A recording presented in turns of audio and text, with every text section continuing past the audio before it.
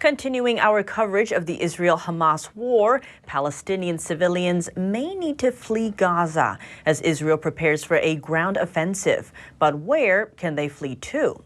NTD's Arlene Richards looks at one possibility.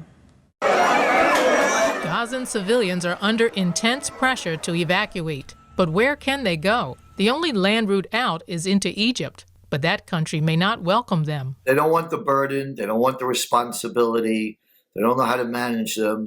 They're suffering their own big economic crisis with food and other things. Harley was a key broker of the Abraham Accords, the peace agreements between Israel, the UAE, and Bahrain. He believes Egypt and other Arab states should take care of the refugees. It's unknown whether any of them will. Egypt has historically restricted Gazans from entering even during violent conflicts. It says Israel and Palestine should solve their problems within their own borders. Egypt has reportedly rejected the idea of making safety corridors for the refugees. The only land route into Egypt is through the Rafah crossing. There's no way around it. There are fences, there are barricades. They were built starting in the early 2000s to prevent exactly this kind of crossing. There's an actual physical wall.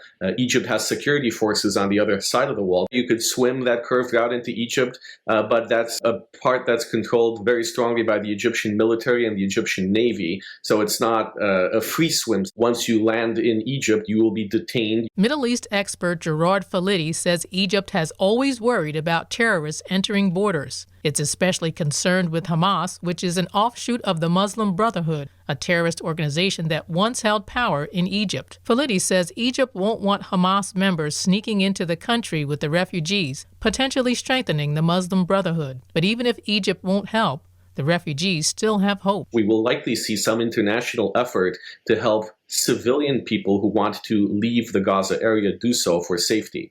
However, ultimately it depends on Hamas. Hamas is a terrorist organization not just towards Israel and the rest of the world, but towards its own people. They're the ones who prohibit their people from leaving. Falidi says because of this, the Gazans' fate is up in the air. Arlene Richards, NTD News.